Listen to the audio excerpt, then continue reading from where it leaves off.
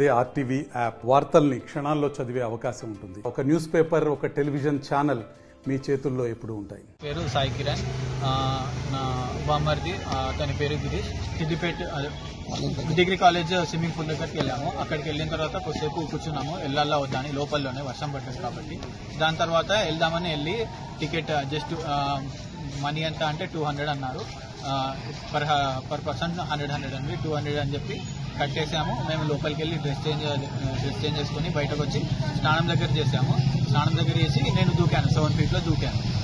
నేను 7 ఫీట్లో దూకిన తర్వాత అతన్ని నేను చూడలేదు, ఎందుకంటే అతను దారిలోనే చెప్పాడు నాకు స్విమ్మింగ్ వచ్చి, నేను ఆల్రెడీ చేశాను స్విమ్మింగ్, నాకు వచ్చి స్విమ్మింగ్ అని అన్నాడు. సో ఇతనికి వచ్చి కదా అని చెప్పి నేను 7 ఫీట్లో దూకాను.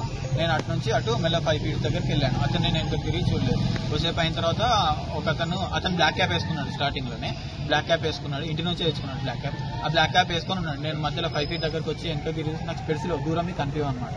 దూరంకి వెళ్ళి అంటే అక్కడికి వెళ్ళి 5 ఫీట్ నుంచి 7 ఫీట్ దగ్గర చూసాక ఒక బ్లాక్ క్యాప్ వేసుకొని ఒక అతను స్విమ్మింగ్ చేస్తున్నాడు. నేను అతను అనుకున్నాను, మా బబ్లు గిరీష్ అనమో అనుకున్నాను.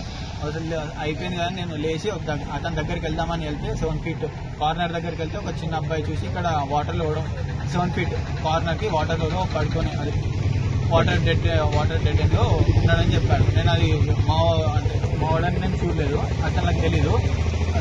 లేచి అతను లేపి తీసేసరికి మావాడేంటో అక్కడనే సిపిఆర్ చేసి ఆన్ ది స్పాట్ అటు నుంచి అంటే అక్కడ పనిచేసి ఒక అతన్ని బైక్ మీద గవర్నమెంట్ హాస్పిటల్కి తీసుకొచ్చాను.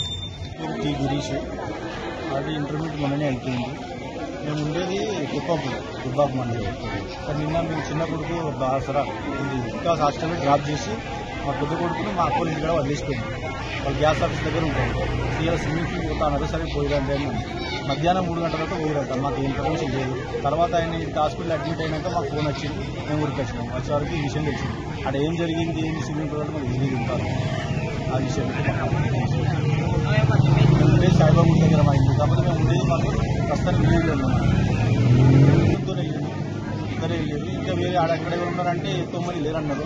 కోచ్ ఉన్నారా అంటే కోచ్ కూడా తెలియదు, మరి ఉన్నాడా లేదా తెలియదు. మరి ఏం జరిగింది కూడా తెలియదు మాకు. మరిన్ని వీడియోస్ కోసం ఛానల్ ని సబ్స్క్రైబ్ చేయండి, లేటెస్ట్ అప్డేట్స్ కోసం వాట్సాప్ ఛానల్ ని ఫాలో చేయండి, అండ్ లింక్ డిస్క్రిప్షన్ లో ఉంది.